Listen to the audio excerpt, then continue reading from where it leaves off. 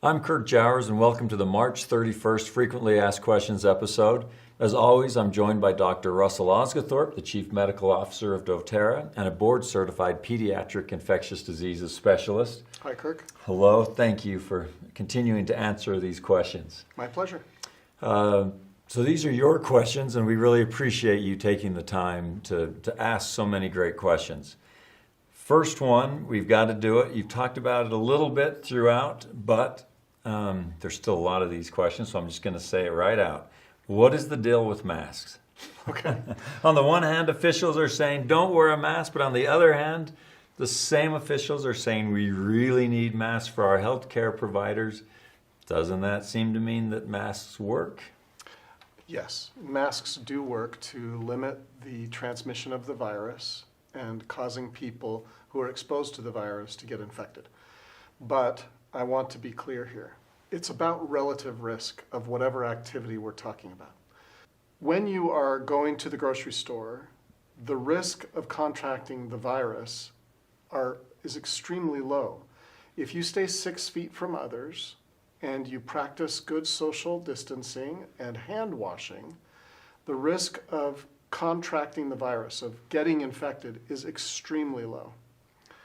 Now, if, however, you are the caregiver for your spouse who is at home, tested positive for COVID-19, not sick enough to be in a hospital, but you are the primary caregiver for them in their isolation phase for 14 days, it becomes very important that when you walk into the room, they are wearing a mask, and when you are caring for them, if possible, you wear a mask as well. Okay. Because that situation, you know you are being exposed to the virus. And so personal protective equipment becomes incredibly important at decreasing the likelihood that the virus will be transmitted to you from your loved one, or from a patient to a caregiver in a hospital, for example.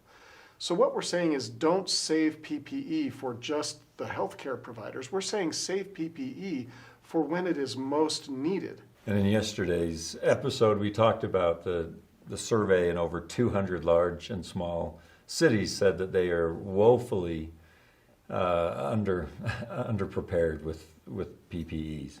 Right. Are there any risks with people just wearing masks? If we had unlimited amounts of masks, is there any risk of just wearing your masks? It's a good question. Masks and the wearing of personal protective equipment is a skill.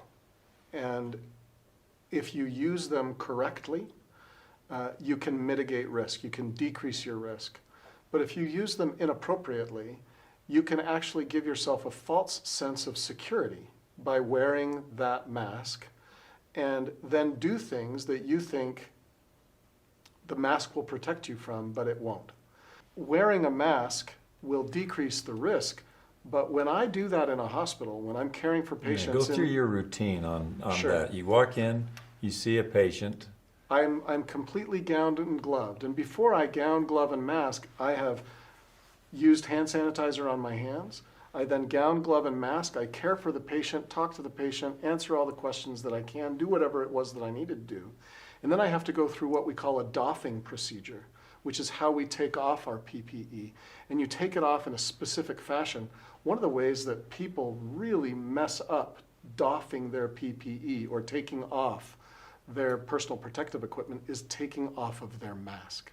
To take off your mask, you have to take off your gloves, your gown, and then you have to hand sanitize your hands, reach up behind, take off the mask, throw the mask away, then hand sanitize again. Or else what you've done is you've contaminated your hands just by taking off that mask. And if you were to go and eat your lunch without hand sanitizing after and before, you could potentially self-contaminate with whatever virus you were trying to avoid. So for every patient, we have to go through this procedure. They are not multi-use pieces of equipment for us in a hospital because we go from infected patients to non-infected patients, and so we have to be very careful about how we take on and off our PPE and use it very appropriately.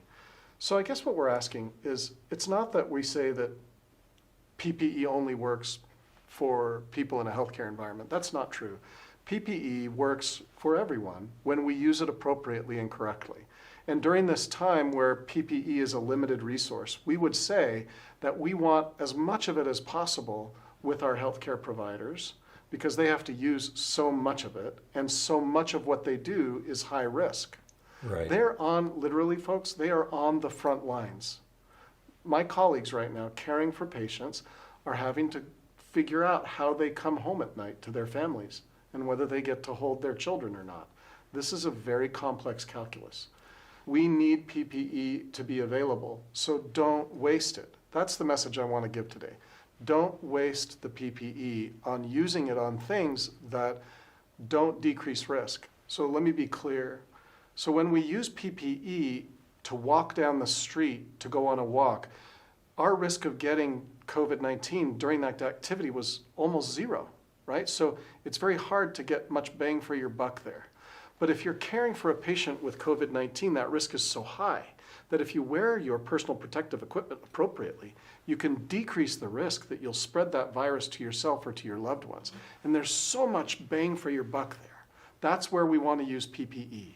We don't want to use it for things where there isn't much benefit. This question came up several times. You've addressed it in the past to some extent, but let's be very clear on it. The question is it possible for the virus to contaminate clothing, hair, and skin, even your dog?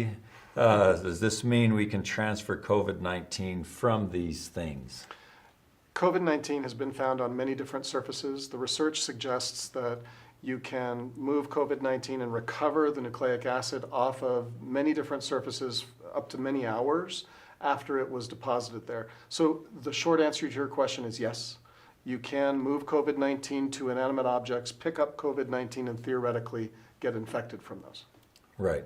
And kind of back to the PPE, if you're wearing gloves, it could marginally protect you if you use it correctly, but if you theoretically touch an item that has the COVID-19 and then touch your face with your glove, you didn't do yourself any benefit. Doesn't help at all, right? Right.